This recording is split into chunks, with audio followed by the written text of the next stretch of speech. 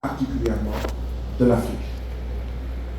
Et donc, ce système-là, qui est d'abord capitaliste, a besoin de débouchés pour vendre ses marchandises, a besoin de matières premières. Et donc, ces matières premières-là, ce marché-là où ces pays vont vendre leurs marchandises, leurs produits finis, eh bien, c'est chez nous, ce sont nos pays, c'est notre continent qu'ils utilisent pour trouver les ressources, des matières premières, et après les avoir transformées pour pouvoir les vendre. Autrement dit, si nous sommes développés, le développement recule. Si nous sommes développés, ils ont du mal à vendre leurs marchandises. Je donne des exemples très simples.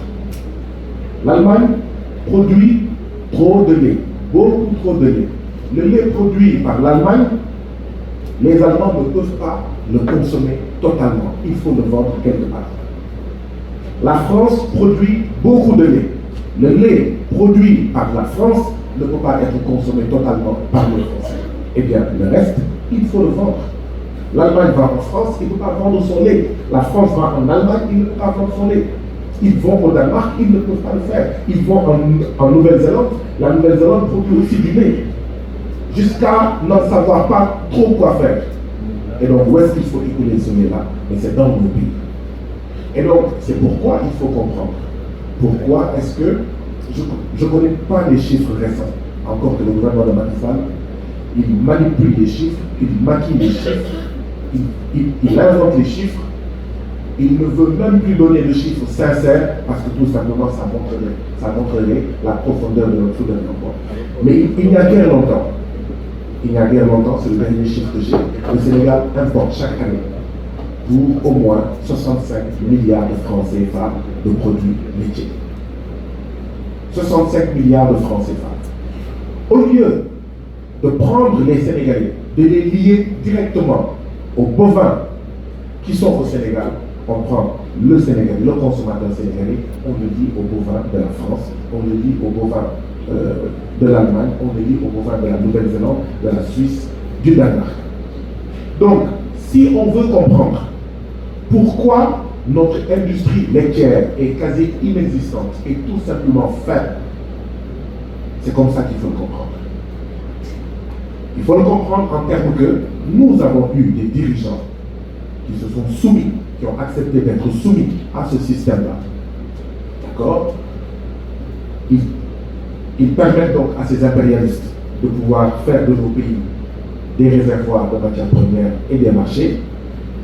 Et deuxièmement, ils volent notre argent, donc ils s'enrichissent calmement et nos pays sont en fait, comme je disais tout à l'heure, des réservoirs de matières premières et des marchés pour les pays impérialistes.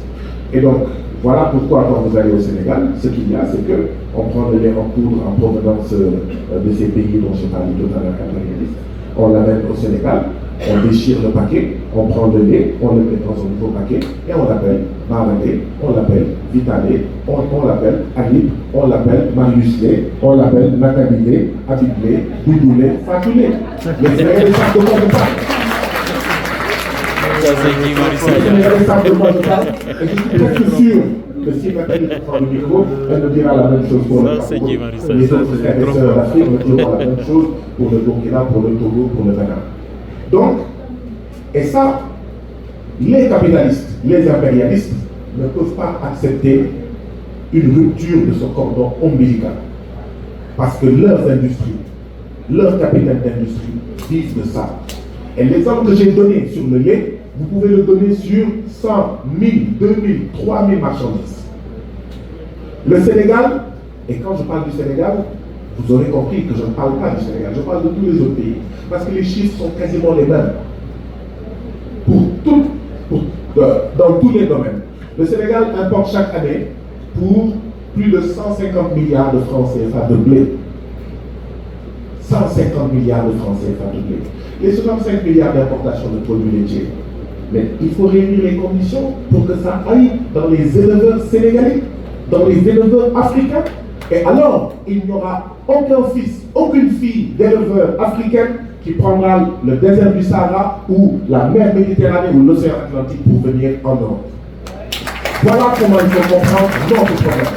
Vous prenez le blé, c'est la même chose. Or, nos pays sont les pays du mil, du sorgho, du fonio, du maïs, etc. Dans le blé, j'ai l'habitude de le rappeler, il y a du gluten.